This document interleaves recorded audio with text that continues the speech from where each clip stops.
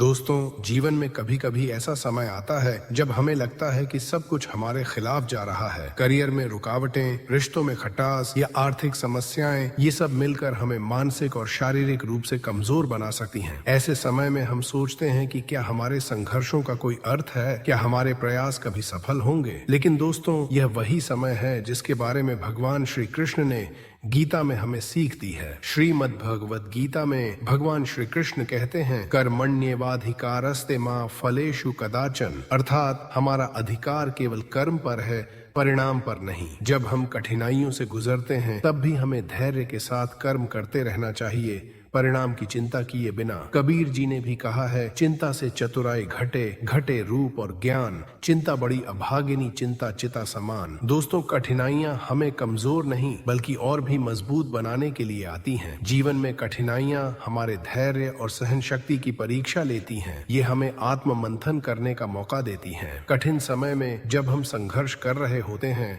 हमें ऐसा लगता है कि हम अकेले हैं, लेकिन यही समय हमें हमारी आंतरिक शक्ति और हमारे सच्चे मित्रों की पहचान कराता है। श्री कृष्ण की यह शिक्षा हमें प्रेरित करती है कि हम अपने कर्मों में लगे रहें और भविष्य की चिंता न करें, क्योंकि सिर्फ कर्म हमारे हाथ में है, उनका परिणाम श्री कृष्ण के हाथ में। एक बार की बात है, रोहन नाम का एक लड़का भारत के छोटे से गाँव में रहता था। रोहन के पिता एक छोटे व्यवसायी थे और माँ गृहिणी। रोहन का सपना था कि वह एक सफल इंजीनियर बने और अपने परिवार की आर्थिक स्थिति को सुधार सके। उसने कड़ी मेहनत की और अच्छे नंबरों के साथ अपनी इंजीनियरिंग की डिग्री प्राप्त की। लेकिन जब नौकरी की बात आई तो उसे बार बार निराशा का सामना करना पड़ा। कई इंटरव्यू दिए, लेकिन हर बार असफलता ही हाथ लगी। रोहन का आत्मविश्वास धीरे धीरे कम होने लगा। उसे लगा कि उसकी मेहनत का कोई फल नहीं मिल रहा। उसकी आर्थिक स्थिति भी खराब होने लगी और उसे लगने लगा कि शायद वह अपने परिवार के लिए कुछ नहीं कर पाएगा। एक दिन वह बहुत हताश हो गया और घर के मंदिर में जाकर बैठ गया। वहां उसने श्री कृष्ण की मूर्ति के सामने अपने दिल की बात कही। उसने कहा,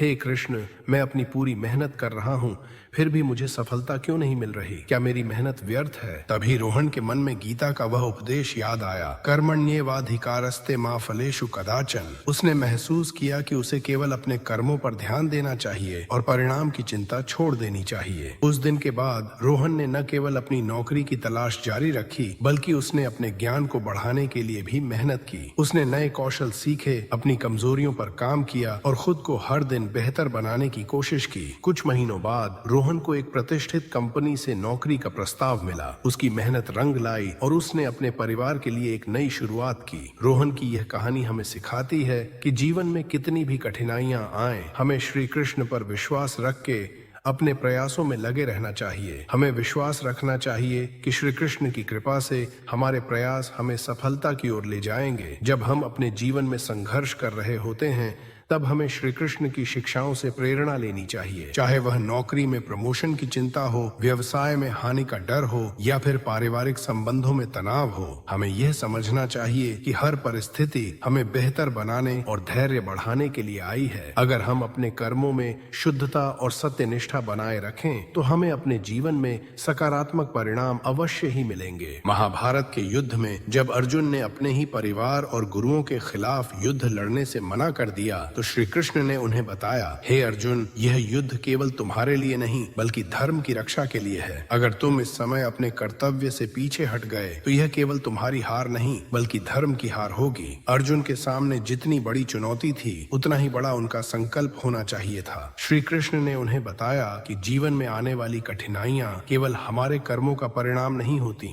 बल्कि वे हमें सही राह दिखाने और हमें मजबूत बनाने के लिए भी आती हैं। अर्जुन ने श्री कृष्ण की इस शिक्षा को समझा और पूरे धैर्य और साहस के साथ युद्ध लड़ा। श्री कृष्ण की एक और महत्वपूर्ण शिक्षा है, जो भी तुम्हारे सामने है उसे ईश्वर की भेंट मानकर स्वीकार करो। जब हम अपने जीवन में किसी समस्या का सामना करते हैं तो हमें यह समझना चाहिए कि यह भी ईश्वर की योजना का एक हिस्सा है। हर कठिनाई हमें एक नया सबक सिखाने के लिए आती है और अगर हम उस सबक को समझ लेते हैं तो हम अपने जीवन को एक नई दिशा में ले जा सकते हैं। कठिन समय में घबराना स्वाभाविक है, लेकिन हमें यह भी समझना चाहिए कि यह समय स्थायी नहीं है। श्री कृष्ण कहते हैं, हर रात के बाद सुबह आती है। बस तुम सुख और दुख के सिर पर पैर रखकर अपने धर्म पर चलते चलो। चाहे कितनी भी अंधेरी रात हो, अंत में प्रकाश अवश्य आता है। हमें केवल धैर्य और संयम से काम लेना है और अपने कर्मों को पूरी निष्ठा से करना है। दोस्तों, जीवन की कठिनाइयां हमें तोड़ने के लिए नहीं बल्कि हमें मजबूत बनाने के लिए आती हैं। श्री कृष्ण की शिक्षाएं हमें यह समझने में मदद करती हैं कि यह कठिन समय भी बीत जाएगा। हमें अपने भीतर की शक्ति और साहस को पहचानने का समय यही है। याद रखें, यह कठिन समय केवल एक परीक्षा है और अगर हम इस परीक्षा में खरे उतरते हैं तो हमारी सफलता निश्चित ही है। दोस्तों, अपना ख्याल रखिए और हमेशा धैर्य और विश्वास के साथ जीवन की यात्रा करते रहिए। अगर आपका कोई भी दोस्त या रिश्तेदार किसी मुश्किल वक्त का सामना कर रहा है तो उसे ये वीडियो शेयर जरूर कीजिएगा। अगर आप कभी भी जिंदगी में